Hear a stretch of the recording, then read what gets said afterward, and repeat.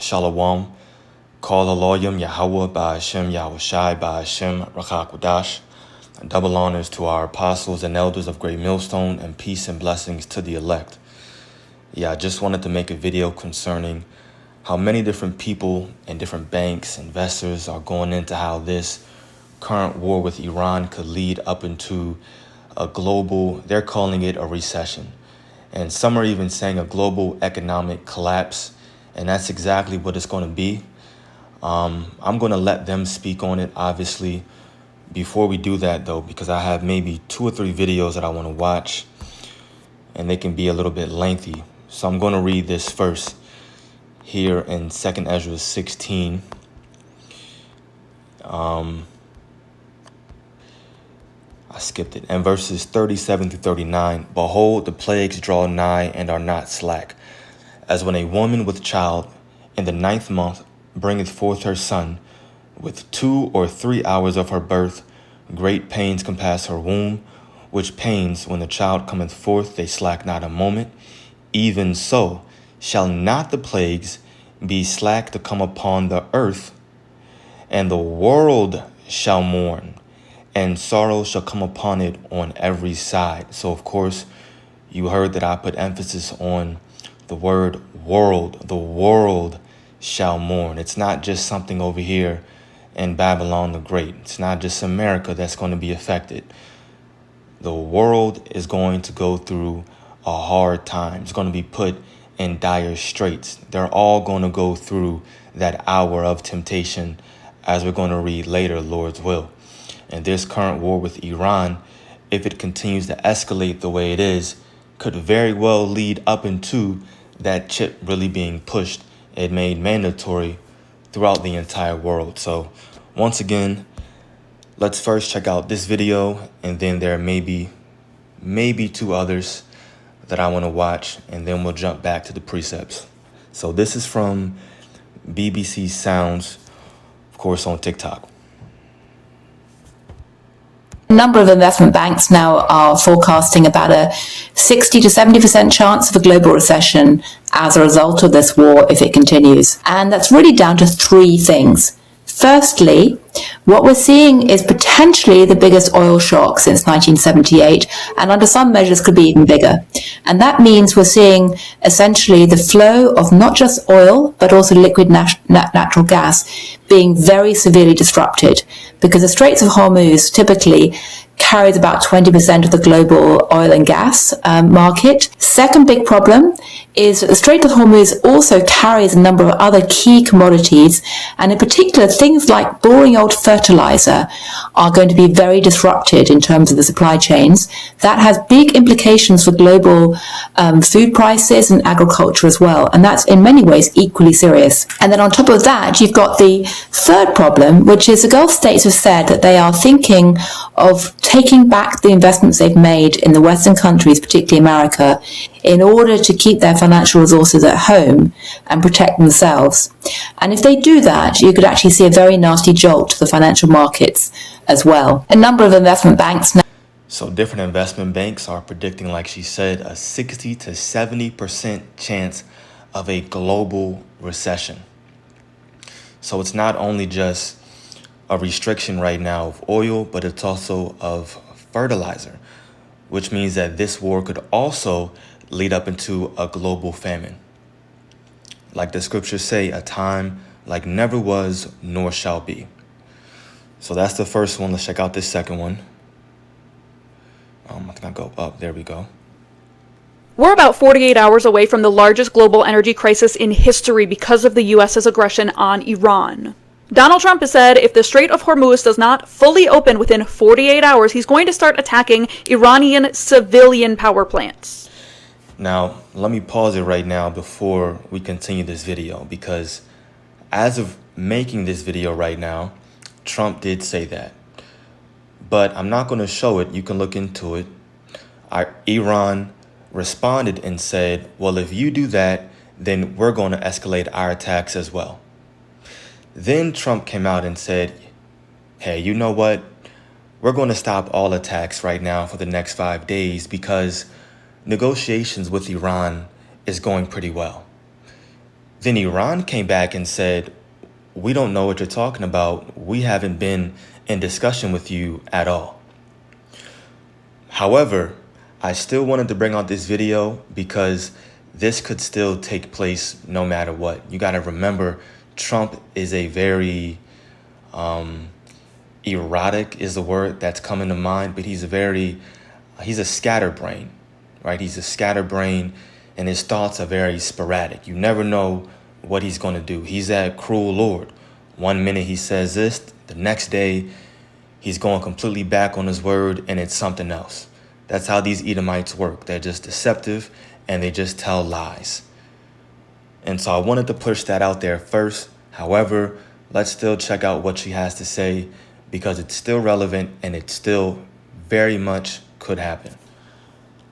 Now, Iran's electricity and water infrastructure were targeted before in the second week of the war, and because of that, water, soil, and air contamination of the cities became a serious health concern.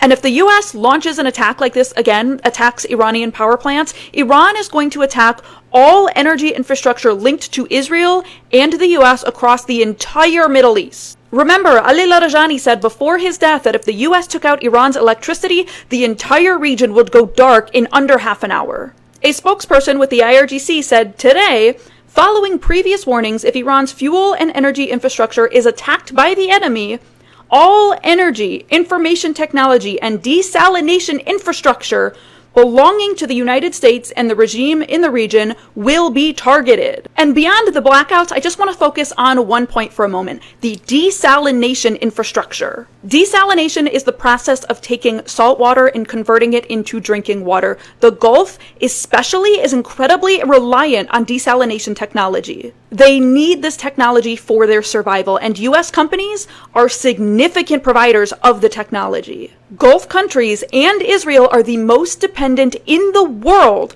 on man-made water. Over 100 million people rely on these plants. And if the US moves forward with targeting Iran's energy infrastructure, Iran is going to target these desalination plants. It is going to cause a global catastrophe, and it will be the US's fault. Yup. So a global energy crisis, global catastrophe, however you want to put them words together. What's coming is a time like never was, nor shall be. You see, these videos are going to break it down in terms of a global economic standpoint. That's great. What we do now is we break it down in terms of biblical prophecy and let you know exactly what's about to happen. Right? So a global economic collapse is being brewed right now. And that's currently what this war is doing. Each side is just attacking and threatening the other's energy infrastructure. And now Iran is like, look, we'll attack these desalination plants, which is how a lot of different nations receive their drinking water. So we got the restriction of oil, the restriction of fertilizers, and then we have desalination plants also being targeted and threatened as well. Yeah, that'll bring in a global economic catastrophe and a time like never was. Not just something here in Babylon, but around the entire world. And the last video, we don't gotta watch it. He's kind of just saying the same thing. But anyway, so it should be evident now what's happening with this war and what this war is leading up to. And I'm going to read this here in the book of Revelation, chapter 3, verse 10. And I'm going to read it in the NLT on the right. It says, "Because you have obeyed my command to persevere, I will protect you from the great time of testing," or the hour of temptation in the King James, "that will come upon the whole world," not just America, the whole world, "to test those who belong to this world." Remember, the elect is scattered amongst the entire world, and all the elect has to go through this hour of temptation or this great time of testing, which is when that mark, the microchip, is made mandatory. And so different economies are starting to feel the effects of this war, and it could create a global economic collapse, which means every nation could easily be like, hey, you know what? We have to turn to something more digital.